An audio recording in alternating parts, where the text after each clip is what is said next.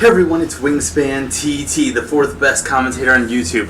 And I wanted to take a minute, well probably more than a minute, probably several minutes to just ramble on, to make a video to kind of catch up. I know I've been off of YouTube for a little bit and I feel bad about that because hey, I mean this is why people are subscribed to the channel, right? They want the content. It's been really rough for me because this last, almost 2 weeks now, I've been fighting some kind of sickness. It's just been really brutal. I've just been extremely congested, extremely tired. For some reason, like I feel fine in the middle of the day, but then like by the time it's evening and then into the morning, I just get really tired and really congested. And I'm just getting over it now. Like this last couple of days is when I've started to feel good, to like wake up and be like, yes, I can get up, I can do things today. And you know, I've been fine enough to like go to work because by the middle of the day I feel fine. But obviously in terms of like playing video games and commentating and doing audio and video editing, that stuff I usually do at night or in the morning, and it's just been really rough, you know, just trying to fight this off. I don't know what kind of sickness it is. I asked people, I asked my friends, like, what kind of sickness would you get, like, only in the night or morning, and everyone told me I was pregnant. So I assume that's what it is. I assume I'm pregnant, but aside of that, I can't really guess what it could be. I've been, I mean, it's been hard also to do videos because it's like, oh, well, I can make a video and then I can just do the audio later when I feel a lot better, or I could just do some text commentary or just post the footage. But even just trying to play games online in any really competitive spirit, like, I just haven't really felt like clear enough and good enough. Like, I played a bunch of games for, you know, matches of like Assassin's Creed and like Magic and some other stuff the last couple of weeks. And every time I try to record, like, I don't know, I was just not playing at the top of my game, just making really stupid, terrible mistakes. I think a lot of it is just, it's just hard to breathe. I just, you know, my sinuses, I just feel tired. I just don't feel good, so it's very hard to do well in the game. And while I could just post videos of me coming in like 6th place in matches, and which I would do that if honestly it was like, look at this awesome match. I got stomped by like the top people in the ladder and they destroyed me with tactics and strategies I've never seen before. You have to see this.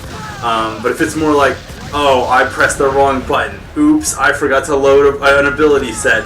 Oops, like I wasn't paying attention and I just walked off a ledge. Like no one's gonna really learn anything from that. It's not particularly entertaining. Like I can joke about it. Like it's funny, you know, to see myself lose. But to some extent, like I know people aren't just watching this for like fail compilation 2014. That's not really what it's about. So really, I've been spending this time. Oh, another reason is I've just been really busy in general.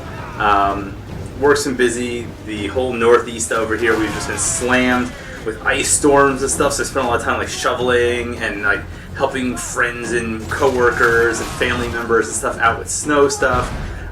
So that's been rough. And I finished the Assassin's Creed 4 strategy guide, all 20 parts of it, which are on toptiertactics.com, totally live now. So I was writing that for a while. So that took up a lot of time, and hey, you know, I got lots of questions all the time on my channel that are like, how do I do this? How do I identify this person? How do I use this ability? How do I do blah, blah, blah, blah. So my full guide, all strategies, all the ability strategies, all the ratings for everything is now on the website, toptiertactics.com.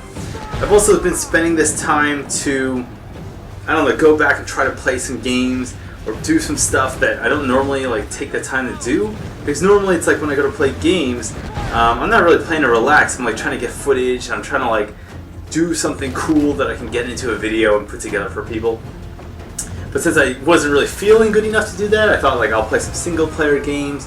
I finished up the Assassin's Creed 4 single player, which I went in as a huge skeptic, and I came out and I think it's, you know, probably, I don't know if it's better than Assassin's Creed 2, but it's up there as far as being like a fun game. There's a lot of parts of it that were a little too gamey for me, but overall I think the execution was great. I think Edward Kenway really, as a character, I hated him at first, but you grow, I mean, not that you grow to like him, but you grow to understand him, to kind of empathize with what he's going through, and that the ending pays a good tribute to kind of like what his life meant, what it didn't mean, and you see a lot of parallels between his life and the lives of the other assassins. And that's something I really like about Assassin's Creed, is that the games don't end with these like butterflies and rainbows and haha, we've killed evil, I've murdered people, I'm murdering badass. Like the games kind of end with this bittersweet feeling of like, you know, this person has learned something, they have accomplished their goals, but what they've lost in the long term, what they've lost of themselves and the people close to them, like, was it worth it? I mean, you know, I think asking those questions really, it's just something most games just don't do. Most games just don't force you to do that. Most games just want you to feel like a badass superhero, which is, of course, why it was kind of hesitant going to Assassin's Creed 4 single player, because, you know, all the media hype about it and the PR speak and the stuff that people told me, like E3, and you've seen trailers are like, Edward Kenway, Scourge of the Seas, Master Battle, clear Spanish galleon amongst all the pirate cheese amongst the best. Like, all that cheesy stuff. Not really a fan of that. I really like the, you know, the much more subdued angle that was taken with some of the other Assassins.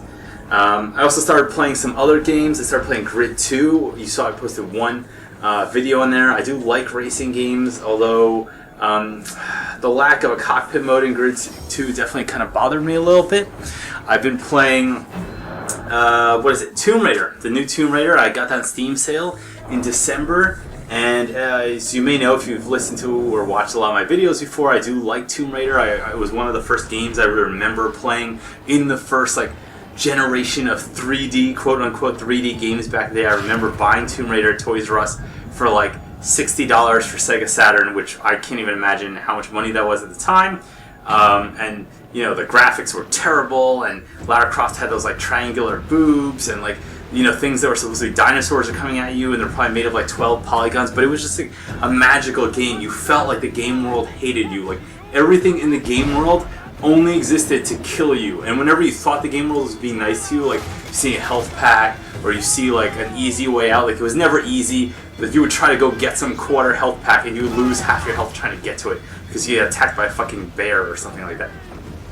And while the new Tomb Raider is very, very different in terms of mechanics from the oldest Tomb Raider games, like you don't spend a lot of time raiding tombs, you don't spend a lot of time, at least so far, I'm about halfway through the game, fighting animals or kind of like scrapping for survival in that sense of being dropped alone because you have all these other characters who are supporting you.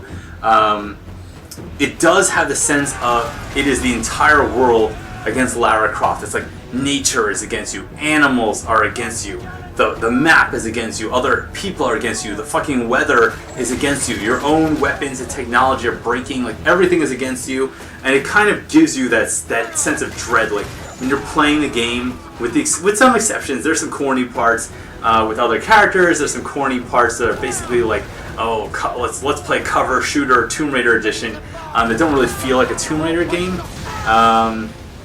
With the exception of that, the game generally just feels like, oh, there's cool stuff out there, but I feel like it's a bad idea to go get it. And that's what's great, because it kind of forces you out of your comfort zone to go play it. I'm playing on PC.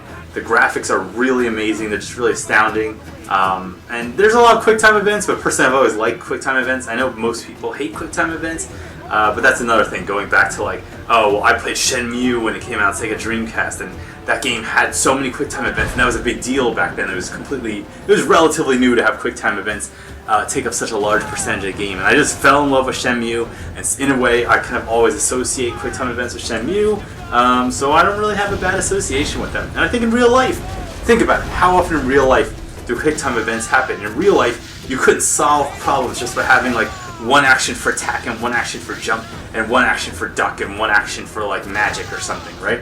In real life, things are happening all the time. You're driving and all of a sudden like the guy in front of you slams his brakes or something and you have to like figure out what to do. And that's like a QuickTime event. You can't solve this car accident by jumping or by punching something, unless maybe punching the horn. So I feel like it reflects real life. It makes you think on your feet.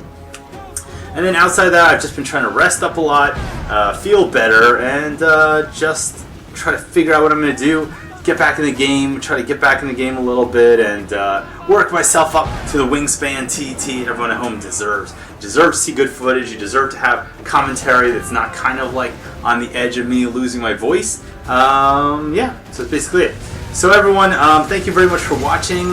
I hope you'll stay tuned for my videos. I promise they are coming. If you want to chat at any time, you know, follow me on Twitter, Facebook, Google Plus, or anything. And that's basically it. So I just want to give a little update, throw some footage on the background. I'll find something cool, throw on here. But now it's basically over. You probably watched it by now. Hey everyone, that's it. Cheers.